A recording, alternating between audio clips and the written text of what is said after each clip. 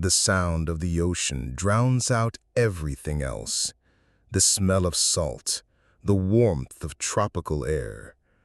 In a simple dwelling woven from local materials, 3 adults sit together, a woman and 2 men.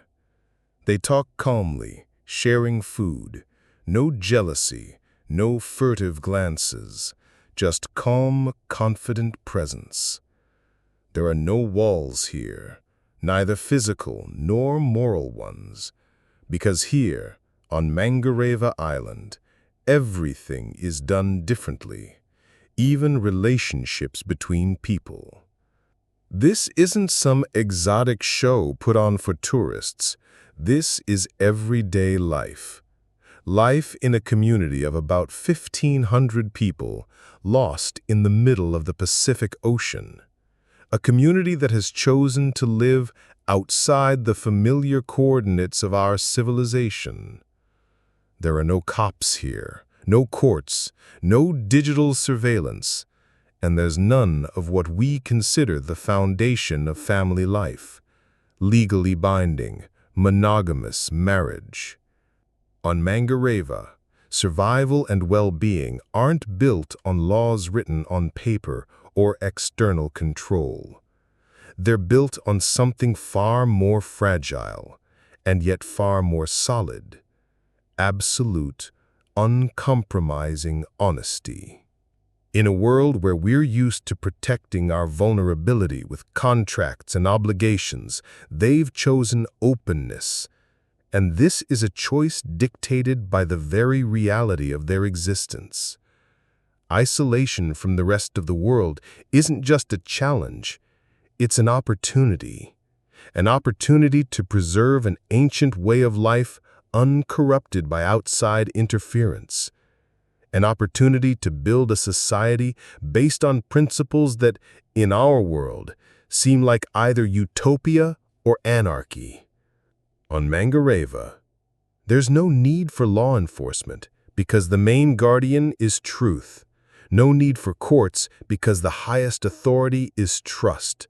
And no need for vows of fidelity because only honest agreements have any value. They don't look for romance in our sense, with promises of forever and demands for exclusivity. They seek something else: clarity, acceptance, and respect for everyone's choices. If you're used to thinking about relationships as one person owning another, Mangareva will flip your worldview upside down. Here, relationships are flexible alliances, constantly adapting to the needs and desires of all participants. And the only condition for these alliances to exist is being honest all the way through. Imagine a world where a woman can have deep, meaningful connections with several men at the same time, not in secret, not out of necessity, but because that's what's been decided, what's been openly declared. And this doesn't cause judgment, doesn't become grounds for the scandals we're familiar with from soap operas and crime stories. Why? Because everyone knows the truth. The men know about each other's existence. The woman speaks openly about her feelings and intentions. In the same way, a man can share his life and intimacy with 2 sisters, with friends, with women from different families. There's no concept of cheating here in our sense, tied to physical fidelity. Betrayal here is lying. It's trying to hide your actions, your feelings, your relationships from those you trust. And that's the worst crime on Mangareva.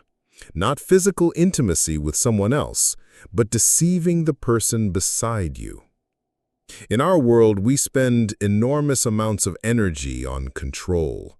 We create laws, sign contracts, use surveillance cameras, track GPS locations, demand oaths. We build relationships often based on fear of breaking a rule or getting caught. On Mangareva, there's no paradigm of control. There's only a paradigm of trust. You can do whatever you think is necessary as long as your actions are transparent and you're honest with those it affects. This doesn't mean there's no structure or chaos, quite the contrary. This system requires much greater internal discipline and constant communication. Here you can't just step out on someone hoping nobody will find out. Here, every action, every new feeling must be voiced. This takes courage. It requires being ready to be vulnerable. It requires the strength to accept others' truths. That's exactly why the culture of trust on Mangareva isn't just some beautiful theory. It's daily practice. It's the foundation of their social order. Without prisons and police stations, order is maintained by the force of public opinion and the unwillingness to lose the most valuable thing you have in this closed world, your reputation as an honest person.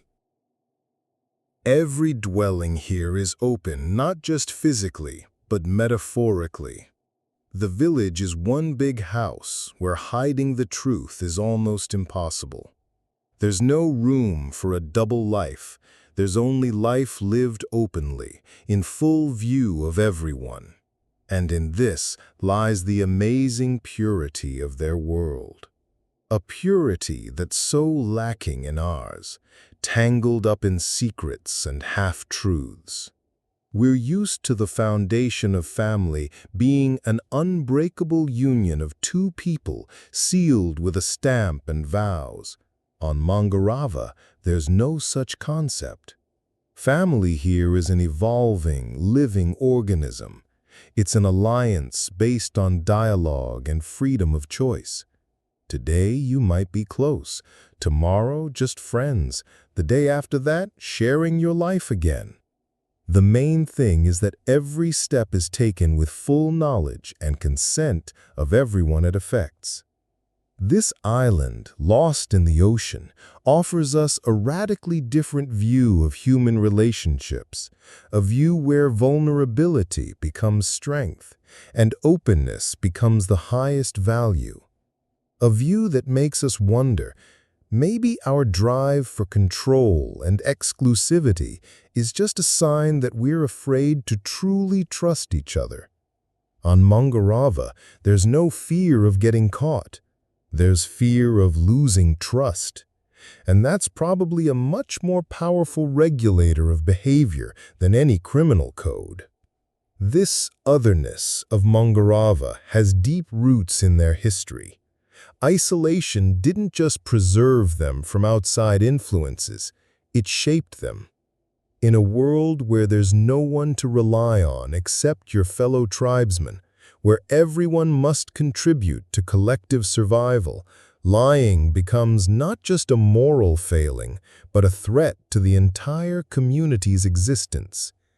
Ancient Polynesian traditions based on close bonds and mutual aid transformed on this island into a unique model where personal honesty became the load-bearing framework of the entire social structure. There's no room here for a power hierarchy in our understanding. No chiefs who inherited power or rulers appointed from outside. The community is governed by elders, but they're not chosen for noble bloodlines, wealth, or strength. They're chosen for one main quality: impeccable honesty, tested over years. These people are living repositories of wisdom and trust. They're consulted for advice. They resolve disputes. They embody the very principle of truth that holds the island together. On Mangareva, they don't ask who's in charge. Here, they ask who's the most truthful. It's precisely these elders who guarantee that amazing flexibility in relationships that astounds outsiders.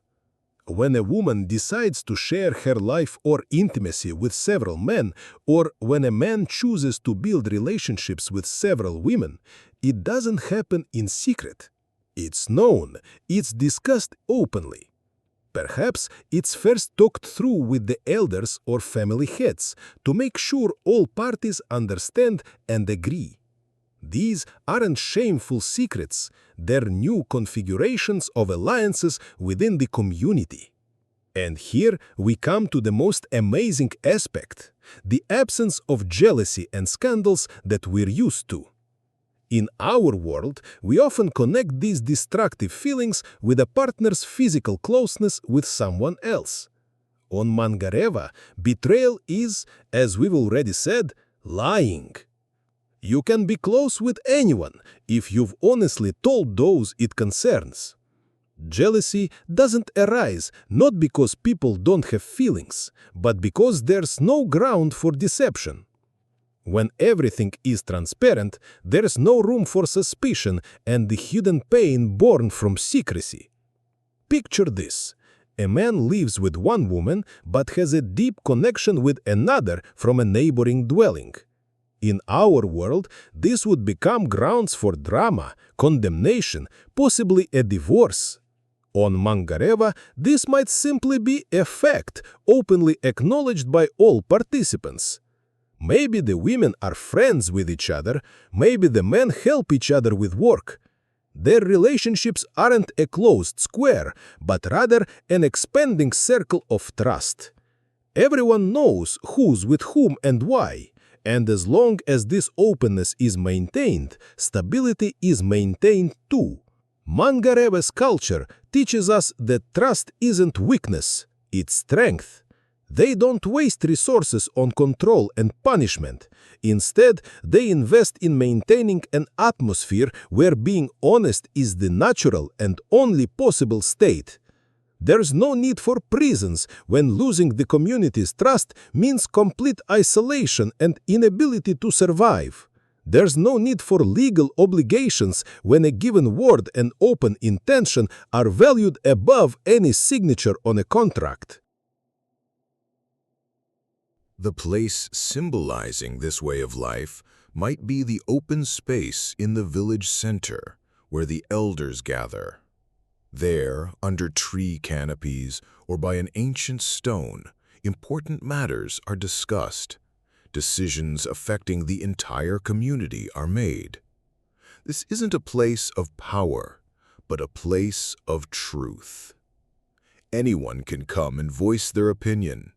There are no protocols or regulations here, only respect for every voice and the drive toward an honest solution that will work for everyone.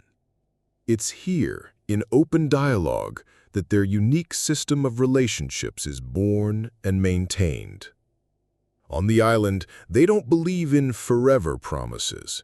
They believe in truth right now. The stories of Mangareva's residents are living proof that human relationships can be built on completely different principles than those we're used to. They show that flexibility doesn't equal chaos, and freedom of choice doesn't equal irresponsibility. On the contrary, their model requires much greater responsibility, the responsibility to be honest with yourself and with others. In our world, where so many relationships crumble because of lies, because of attempts to hide the truth, because of fear of being yourself or letting someone else be themselves, Mangareva's experience makes us stop and think. What if the foundation for real intimacy and stability isn't a set of rules and loud vows, but simple, yet so difficult for us? Honesty. What if trust based on openness really is a better foundation for any human connection than control, fear, and constant demands for exclusivity? Mangareva doesn't offer ready-made answers for our complex world, but it offers us a challenge to see that somewhere in the middle of the endless ocean exists a community that chose the path of truth. And perhaps this path, however difficult it might seem, leads to that very stability and harmony we're searching for in vain through endless laws and control.